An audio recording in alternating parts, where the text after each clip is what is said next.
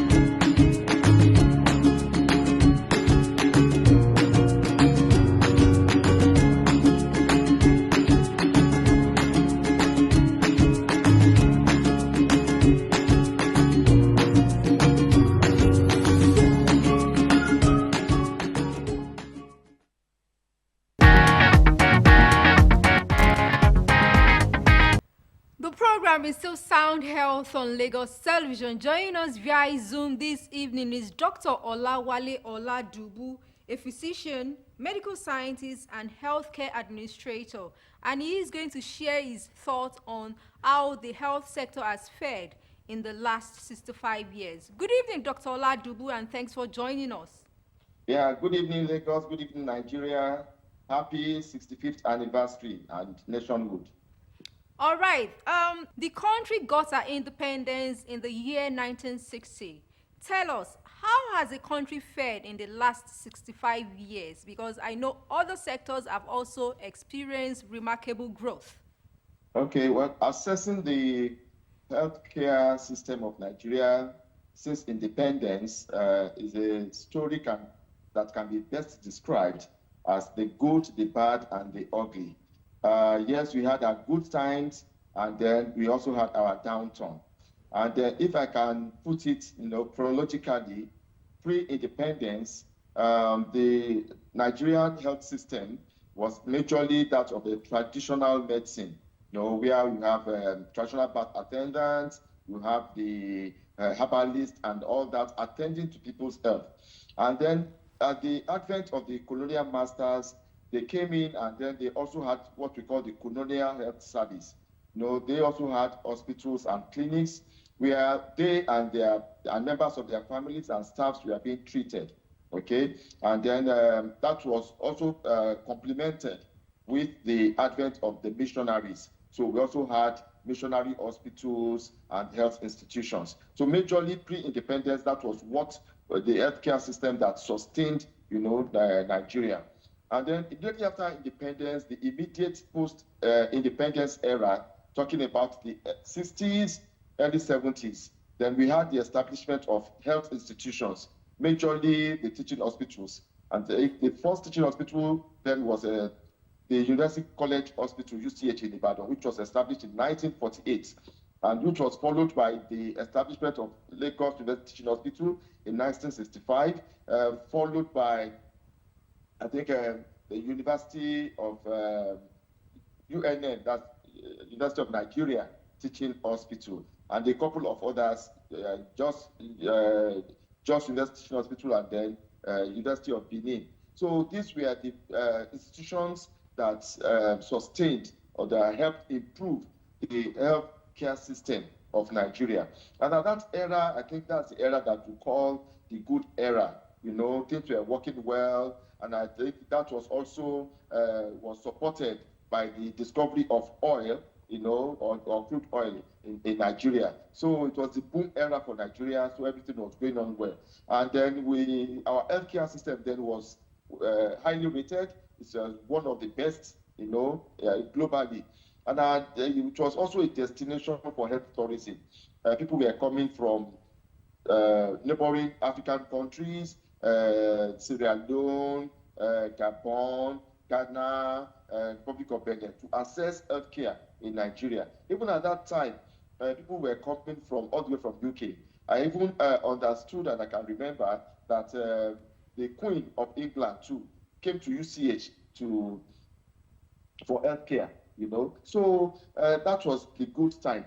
But when we get to the mid 70s, early 80s, then we had the advent and the creation of primary healthcare. So that was the era of the then Minister of Health, Olikoye Ekoye Ransom Ransom Kuti, Kuti. who was the major arranger of primary healthcare in Nigeria. So he created the Primary Healthcare Development Authority, and then the healthcare was decentralized. It was brought to the grassroots, you know, and then people were able to also access healthcare more, you know. But however, there was this era of decentralization, talking about the early 90s now, the military era, and then health was no longer the priority of government. And then because of the decentralization of the governance, of healthcare governance then, so there was no longer equality or equity in different parts of the country. So areas where they had good healthcare system was being overstretched by influx of people from areas that do not have good healthcare system. So on the overall, the healthcare system collapsed, and then that was the era where we talk of that you didn't even have hospitals but mere consulting rooms, because there are no drugs, there are no equipment, there are no facilities at that time. So then post 1999, when we had a return to democracy, and then during the era of the then president Olusegun Obasanjo, I think things begin to also get, the healthcare system begin to get a better attention of government. There was this VAMEC program where all teaching hospitals were being revitalized, and then the health insurance scheme, as it was recognized then, also came on board to facilitate universal health coverage. So that has been the story. As I said, it was a rise of the healthcare system. We had a decline, and then we are at the point where we are trying to rehabilitate the healthcare system itself. Thank you so much, Dr. Oladubu, for taking us through the pre-independence, independence era, and the post-independence era. You also made a review of the gestational period as well as the decentralized, where the health sector experienced and decentralization through the Primary Healthcare Board or Primary Healthcare Development Authority. Tell us, has there been any significant difference between that time and what we have now? Okay, yes, there's a huge difference. As I said earlier, that we had it very, very good at the immediate post-independence era. The health indices of Nigeria was looking very, very good then. Talking about the infant mortality rate, maternal mortality rate, talking about our health life expectancy. It was the figures were looking so good. And then at that time too, we had what we call a very robust social determinants of health, talking about good roads, talking about clean potable water, talking about income, as a good income. We had the different strata of economies then. We had the rich, we have the middle class, and then we have the poor. So it was a good era for Nigeria at that time, until a time then. Also remember that was the time we also discovered oil, so which was a boom era. So money was not the problem, as one of the heads of state said at that time. So everything was just going on smoothly. But I think we lost track, and then we got distracted as a country, and then the leadership did not prioritize it. I think they took things for granted. So at some point we are at the lowest end. We are ranking at that time maybe about the third, from the rear. And then we were our ranking as a country in terms of healthcare system then was even worse than some war-torn countries as at that time. So, but as it is, I think democracy is also picking up now. And then if the current tempo and the commitment of government can be sustained, I think in the nearest future, we would go back to the glorious days healthcare system in Nigeria. Okay, I'm glad that you mentioned that the tempo is picking up now due to democracy and advancements in governance. Okay, let us quickly look at the challenges we are experiencing currently in the 21st century, because it is not a nice thing to say being a bride of the African continent to being um, having a health sector where we are experiencing brain drain syndrome amongst others. Okay, yes, the challenges are still very enormous, and there are some basic parameters for for us to have a viral healthcare system in Nigeria, and one of them is finance. Okay, so for you to have a robust, an effective and efficient, healthcare system, then finance must play its own major role. And as it stands today, we are still a far cry, from the global recommendation of healthcare financing. According to the Abuja Convention of 2001, all African countries came together and they resolved that every country should have a minimum of 15% budgetary allocation, for their healthcare system. But in Nigeria, the best we have had in recent time is about 4.5, 4.6, which is a far cry. So, of course, if uh, the finance, or I mean, the healthcare system is not well financed, the outcome will also be, will not be palatable. Then the health workforce is another major challenge that we are having now. And I can tell you that the brain drain is not a news anymore. The best brains of healthcare professionals, the best hands have left the country. And I can tell you that Nigerians, as healthcare professionals, are making waves outside the country. In fact, they are the choice, of many countries now. You will remember in recent times, before now, you see our healthcare professionals applying, for placement in other countries. But it got to a time that even a country had to come to Nigeria to harvest, almost a handful of our health professionals, which that happened about 2 or 3 years ago. So it is that bad, and the essence of this is that workers are poorly motivated. There are no incentives. There are no things that would make them to be able to, to want to weather the storm, and you wouldn't blame them for that. Okay, so and then the healthcare, like medical equipment and technology too. We are really, really, really behind. So we are in a country with such a huge, population, and I can tell you that our medical devices and products we still depend on importation. We don't have homegrown equipment to support our own climate and our own environment. So you'll see that even when we import this equipment, because they are not really tailored towards tropical environment, they do not last. We have recurrent breakdown of this equipment. So, but if we are able to produce our own, and then major pharmaceuticals here are also just distribution companies or marketing companies. So, this is a challenge that we are also not really be able to manufacture and produce our own consumables, such as drugs, essential drugs, vaccines, and other things that are needed. So you find out that even those ones that we import, because of the time of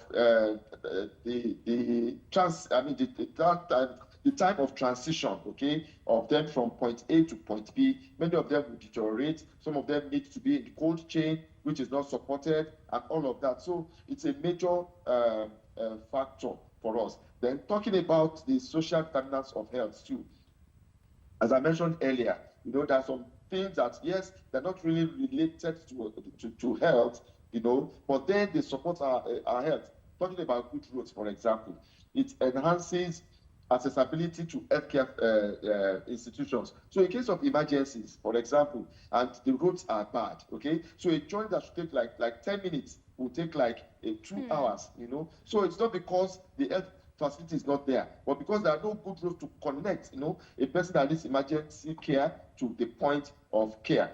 Then income too, we know that the inflation has really eaten deep, into our system. So the families are unable to also afford, to pay for their healthcare services when needed. So the gender equality and many other factors, So I think those challenges, they are very, very germane. And I think for a responsible government, these are things that we need to look at and they need to address. Okay, you've touched the health infrastructure, financing, um, um, development of vaccines and all that. So let us quickly look at disease preparedness. How has the country fared in the last 65 years? Yes, talking about the political will of government, I think especially this current dispensation, there is a lot that is being done in terms of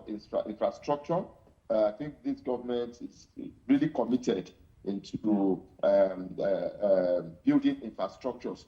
Currently, I know there is a project of international standard cancer centers going on in the 6 geopolitical zones of this country. I also understand that there's creation of federal medical centers, everywhere. I don't think there's any state now in the country that does not have at least one federal medical center. A place like Lagos State even has 2 currently. So, and I think that is a good step in the right direction. They're talking about finance too.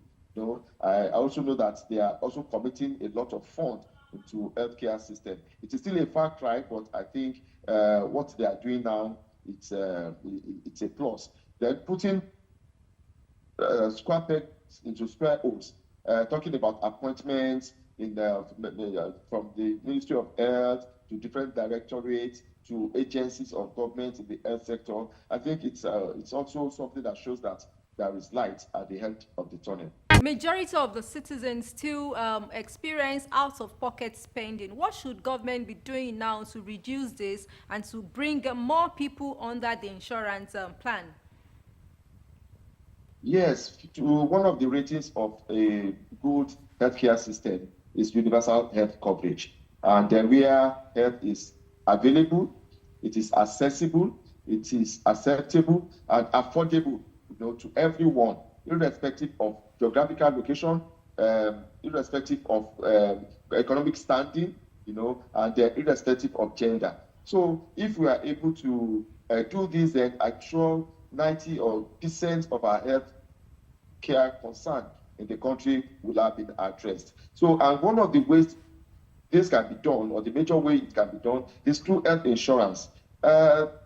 Nigeria adopted health insurance in the year 2005 when this National Health Insurance Scheme, as it was known then, was created.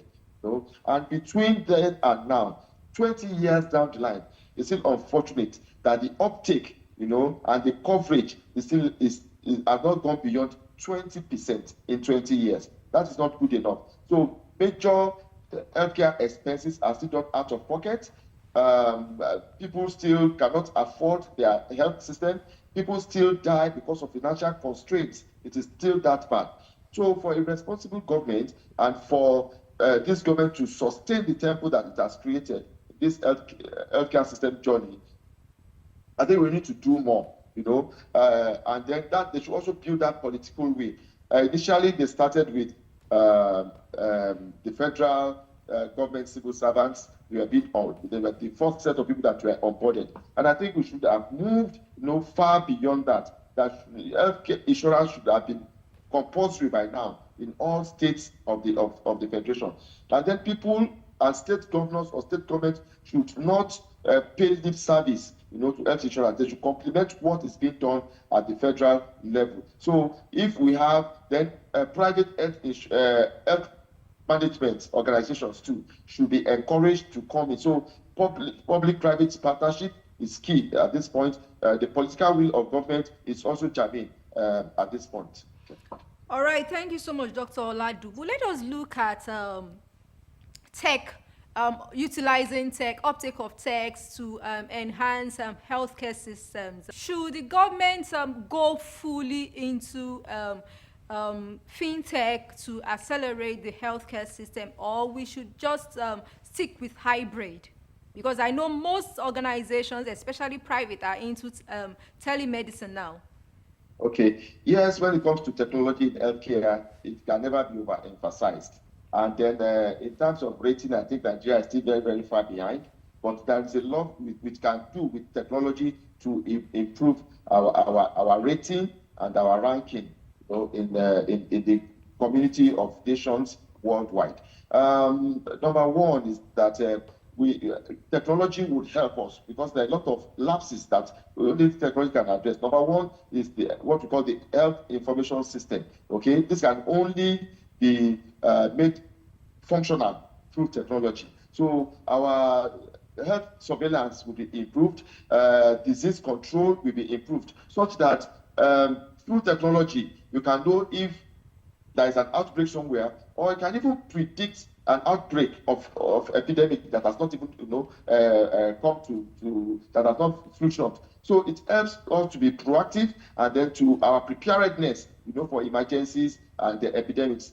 It will really help. They will be able to also be able to rate, our estimate by what we call the personal health information system, where people can upload or talk about their health, whether it is improving, talk about health promotion, talk about their health rating. They will even be able to rate healthcare facilities, wherever. So it will really help us. Then telemedicine, as it were, so that places that are far to reach, for example, no matter how much you try, if you have rural areas where there are no lights, there are no potable water, there is no good transportation, it will be difficult to attract and retain healthcare professionals in such places, But with telemedicine, it can help the far to reach, Then it can, wherever you are, especially with specialists, we have a dearth of specialists,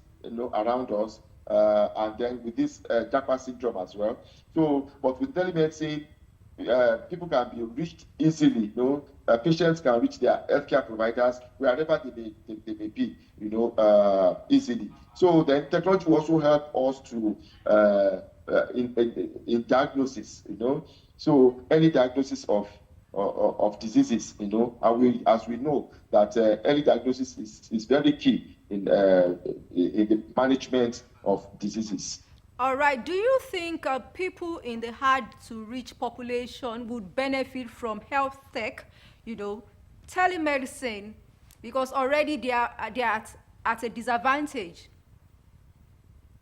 Yes, but with the right infrastructures, if they are put in place, so even if it is not available to every home, to every household, but in such places, you can have a centralized, center where this technology can be accessed. So, for example, you can have a community center where there will be Wi-Fi, where there will be alternative source of electricity, there, so that people can go there and then they can access, this facility. So even if they cannot get to every home, but at least we can have centralized places like that where people in that community can access technology. All right, 2.5 million children are still at risk of acute malnutrition. Should we be experiencing this at this time, and what is the way forward? Okay, so it's very unfortunate that that is the story of Nigeria at this time. But as I said, that once there is a will, there is always a way. So the political will of government is going to play a major role at this point. I remember that during the last dispensation, there was this feeding the school children program. Where government committed a lot of money and then resources into ensuring that at least every school child gets at least one meal, a day. So they can extend that to preschool children, neonates, infants, preschool age, to see a way how they can also be fed, And then there's this program on micronutrient supply, okay? So trace elements or things that cannot really be getting, we cannot get enough of it from our daily food. So government can also, just like they do immunization, they go from house to house to immunize, they can also do a supply of micronutrients to children, especially those who are vulnerable. So political will of government, finance in this regard is going to play a major role All in right. addressing that. All right, 65 years after, many Nigerians are still having distrust, holding myths and misconceptions about vaccinations and some newly introduced vaccines. What should the government be doing now to change this narrative? Yes, what government can do majorly is public enlightenment, and then education, mass education of the populace, such that they can have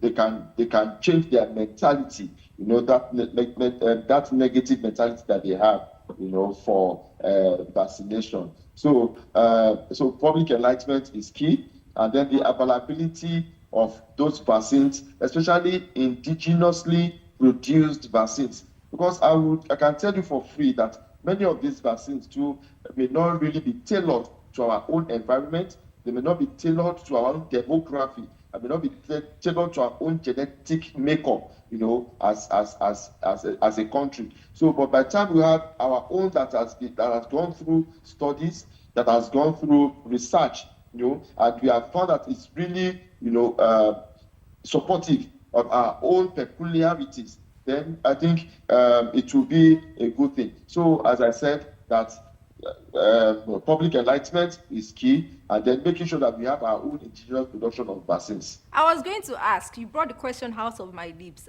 Do you think if we have locally grown vaccines, the distrust would not be there? Many people would accept these vaccines. Do you think so? Yes, I think so, because it will be clear. You know that one of the myths that support this negative mentality is that they believe that those vaccines that were being imported, or that were being donated, to the country was ill-conceived. Many people think that it is a scheme of the Western world, to depopulate Africa. But that's one of the myths. But when they know that this is indigenously produced, it will also eradicate such misconception. All right, let's quickly look at Cost in Healthcare Fund. Nigeria is yet to get over the cut in healthcare funding or financing from major donors abroad globally. What do you think the government should start doing now to come over this? Okay, yes. Getting support or funding from donor agencies, international donor agencies from other countries. Well, it was good at some point, where there was paucity of fund, as a nation to support all of that. But we should also be mindful of the fact that these countries that also do that donation, it's not really out of goodwill, so to speak, but it's because they also understand their own vulnerability, that if African nations are sick, if they are being ravaged with infectious diseases, they are also at risk, because an epidemic, in one country just takes one flight, to another country for it to get established at another place. So in order for them to curb it, to the point of origin, as it were, that's why they give all these donations to support our own healthcare system. But I think Nigeria has come of age. We should also be a country that is donating, to other countries, especially sister countries in Africa. So, because if we continue to rely on those donations, then our own ingenuity to be self-reliant will also not be there. As they say, that necessity is the mother of invention. So if we continue to rely on those donations, then we'll become complacent, we become comfortable, and we'll also not bring up our own resilience into building our own healthcare system, homegrown by our own resources. A major issue on the front burner now is the introduction of GMOs. Do you think it is ethically right to alternate the genes of some products? And what should the government be doing now to make sure these products are actually restricted and following a guideline or censored? Okay, yes, for me, I think for us to have food security and to be self-sufficient in our food production, GMO may be an option to consider. However, I would also advocate for biotechnology that is also homegrown, rather than importing, GMO seeds, from other clients, to be used here. Number one is that those seeds, that were generated or that were synthesized in other clients may not really be adaptable here, or they may even be injurious to our own soil composition, as it were. So for us, if you have to, and then we should also make sure that it is adaptable to our own genetic makeup. So what is good for the goose at times will not be good for the gander. So they have done their own biotechnology, those in the Western world, to support their own genetic makeup, to support their own soil composition. So, and those ones may not support our own, peculiarities down here. Talking about the soil, talking about the nutrients, talking about our own genetic makeup. So, if you are looking at GMO, may not really be a bad idea to support our food security, but then we should do our own research and then get something that will be good for us. All right, as we wrap up now, your final words. Yes, once again, I want to congratulate Nigerians on this 65th independence anniversary. And then I also want to say that the challenges of our health system, they abound. But if we take, those little steps, yes, the journey of 1,000 miles starts with a step. So those little steps over time, if we're able to sustain them, I can tell you that in no time, we'll be able to come back to the glorious day of good health outcomes, good health indices in Nigeria. So government has a role to play. The private also have a role to play. And I will talk about when we had COVID, all hands were on deck. The government were making policies.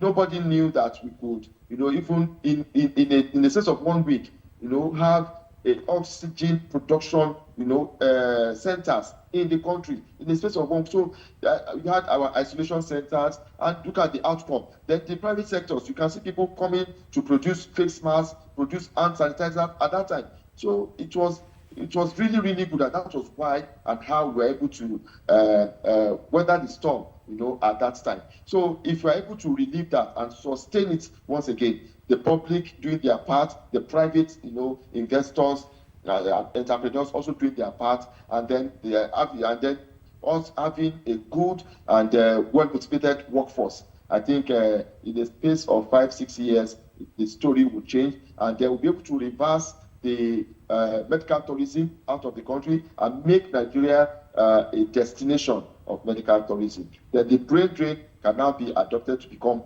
brain gain for Nigeria. Thank you. All right, a journey of 1,000 miles begins with a step. Are we ready to weather this storm, weather the challenges that will be experienced during this journey?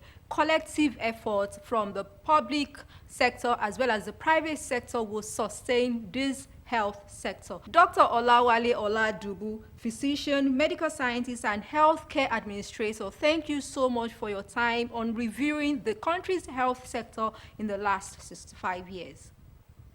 Thank you for having me. You are most welcome. Sound Health continues with trending health report from around the world. Please stay tuned.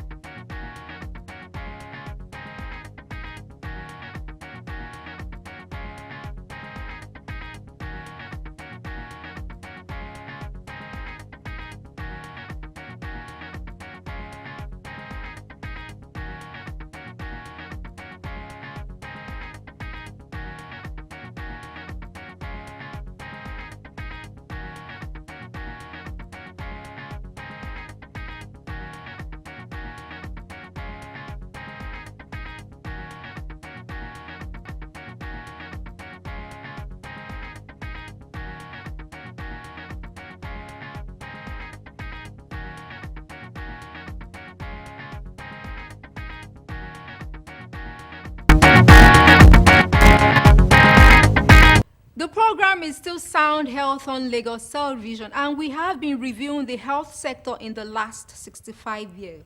A healthy sector means a healthy and thriving nation. We all require the collective effort to put the health sector in a sustainable form. This is where we say thank you on today's episode of Sound Health. For comments and inquiries, or you have topics you would like us to treat, please send SMS to 08035826603 or follow us on social media at Lagos Television, #SoundHealth. A sound health is a sound mind. Make healthy living your choice.